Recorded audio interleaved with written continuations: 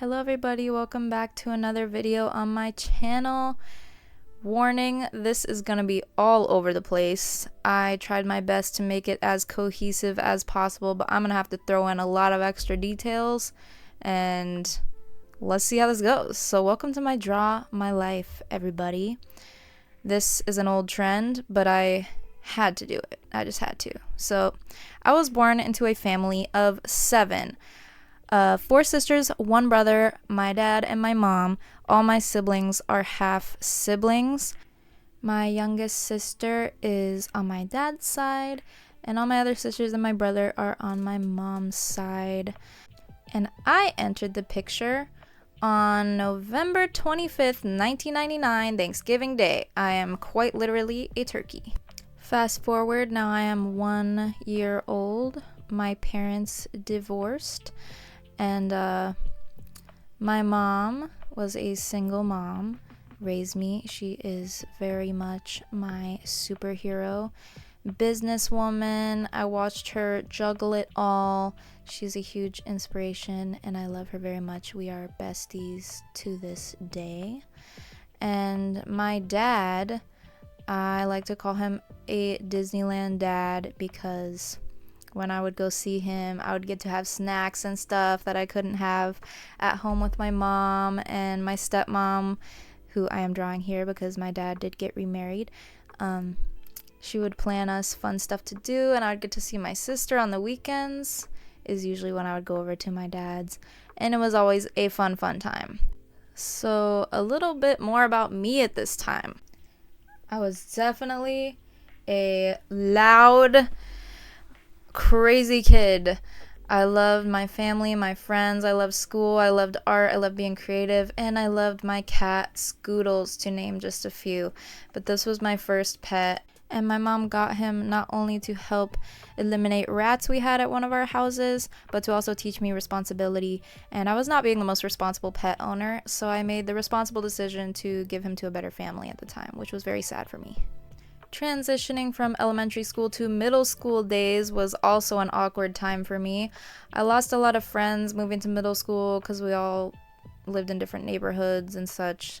So that's how it worked, and it was very also sad on top of losing my cat.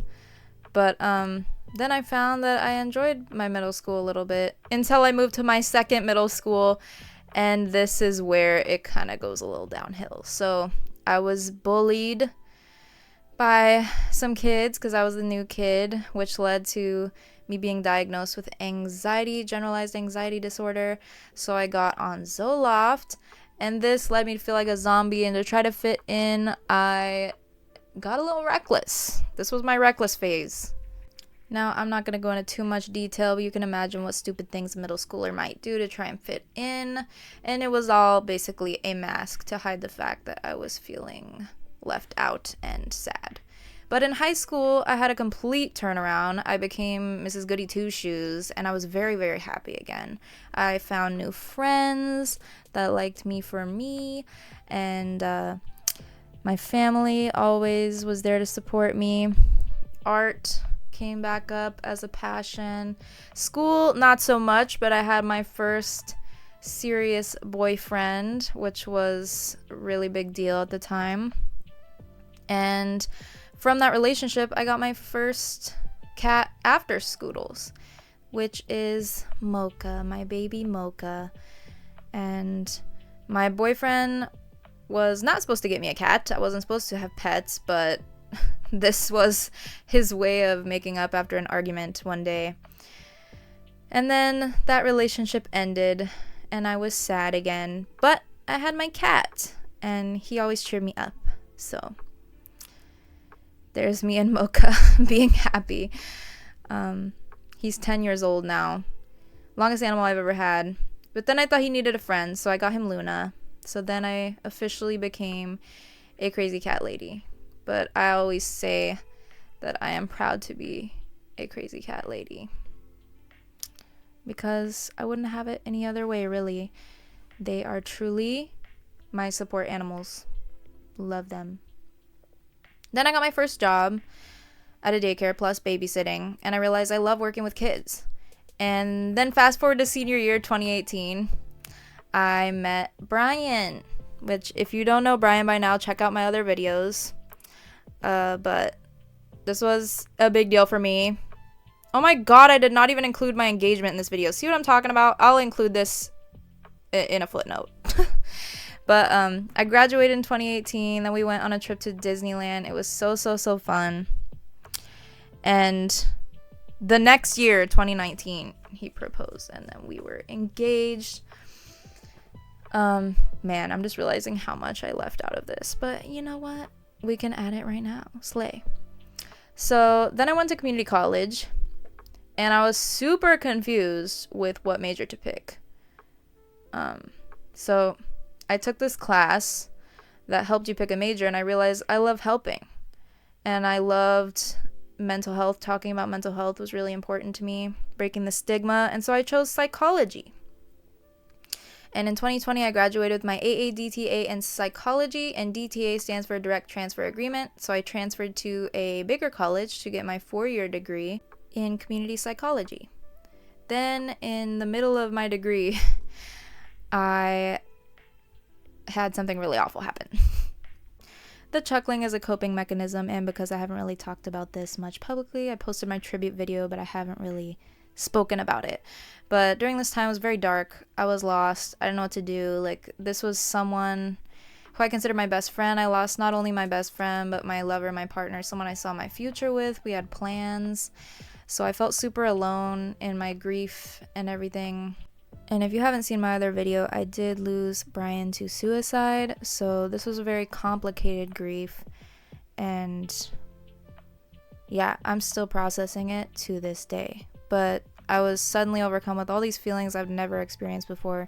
Dissociation, I was numbing, I was depressed, I was binging.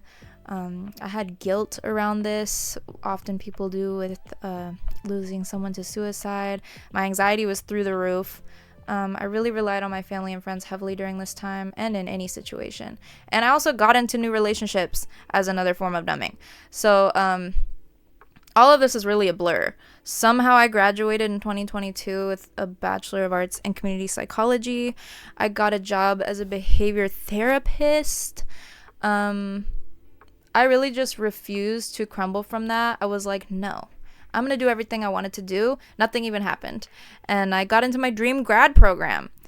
And I went to my dream grad school. I was getting my master's in clinical mental health counseling, which felt really ironic. And I struggled with this too, because how could I care so much about mental health and not see the signs, you know? I really struggled with that and feeling like I should have known something was wrong. I should have done something else to help. And yeah, a lot of feelings at this time. And I didn't even realize I was literally an autopilot Zoloft zombie. So I had been off Zoloft after middle school, but I got back on it after Brian's passing. And so I was basically numbing myself by focusing so much on work, school, relationships, and my family and friends that I didn't have time to think about what had happened. Because if I thought about what had happened, I didn't know how to process it. So my way of coping during this tragic, horrific, unbelievable event was just act like it didn't happen. And obviously I had to deal with the funeral and talking to his family and things that I couldn't avoid that I was feeling. But whatever I could avoid, I avoided. And then I got my cats, Iggy and Boba, who literally became my support animals. I already said my cats are my support animals, but these two just added that much more support into my life at this time. And gave me a lot of love that I didn't even know I needed. So my support animals plus counseling equaled healing.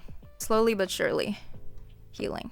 Then just when I thought I had found a bit of footing again, I had a breakup with my second longest partner, which this one just hit different because then I was questioning, what is wrong with me? What did I do to deserve all this? And why can't I just be happy? Like, what the heck? I just got into counseling. I'm finally confronting this, and now I'm dealing with a breakup. And then, this is why I said insert more here, because I didn't know how to draw it. But then I lost my stepmom. And it was just like more complex grief. But eventually I decided, you know what? Maybe I need to look within, because everything outside is so unpredictable. And that really helped. I was doing really good in school. I found a better job. I was making better money. I was more confident. I was in a new relationship. And I was just being more social. I had more friends. I was really happy with school and work and everything. Then that relationship ended too. But I noticed the way I handled it this time was a lot better. I was able to just say, okay, now I'm focusing more inward again. And I was happy still, which was a big improvement. So self-love really became apparent to me through that breakup. Also, during this time, I had residency for school where, so my program was online. I finally got to meet all my peers in person, which was so nice to connect face to face. I felt like I was on top of the world again. And I was really in this state of mind where I was just constantly going to school, constantly going to work, making money, getting my A pluses. It was very much a grind set. Someone told me about the term grind set, and I love it. So all work, all school, no play equals burnout. So I burnt the fuck out. I could not sustain that shit. It lasted pretty long, considering, but yeah, it was not sustainable.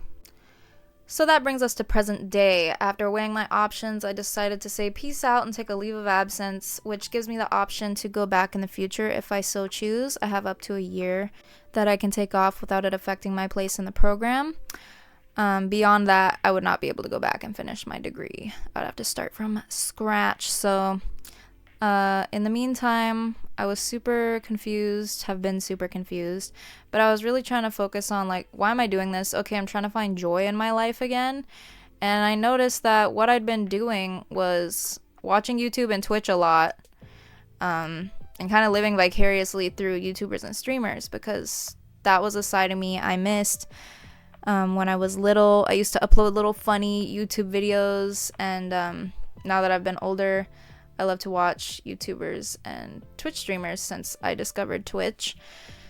And I don't know, one day I just was like, I've always wanted to do this. Why did I never try? And really all it was fear, or feeling like I wasn't good enough.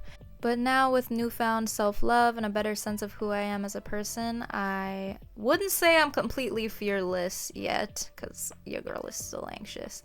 But definitely more confident in myself and confident in putting myself out there and just doing what I enjoy, because I realize people are gonna judge you and say stuff about you and not like you regardless of what you do. Like, there's gonna be people like that any path you take. So you really gotta love yourself and do what you love no matter what people say.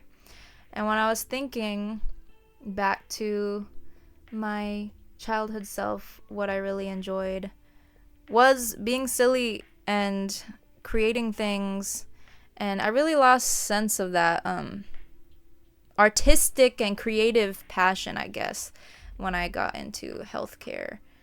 And I definitely think the two can be blended, but I did not have balance at all. So this time is really about getting back in touch with that, and also building community, because what I love so much about watching YouTube and Twitch is the communities there. I mean, Twitch is literally all about Twitch chat. If you've ever watched a streamer, you're probably active in chat, or at least actively watching the chat, because that like makes the stream pretty much. There's no streamer, or at least professional streamer, without chat. And so this is really time for me to combine my two first loves, creativity and community, and in a new way that I really enjoy. This chapter of my life really feels like a hug to little me, and connecting back with the things that I've always enjoyed that I lost sight of in the grind set But this is the end. Thanks for watching. And thank you for joining me along the journey of my story as it continues to unfold. Goodbye.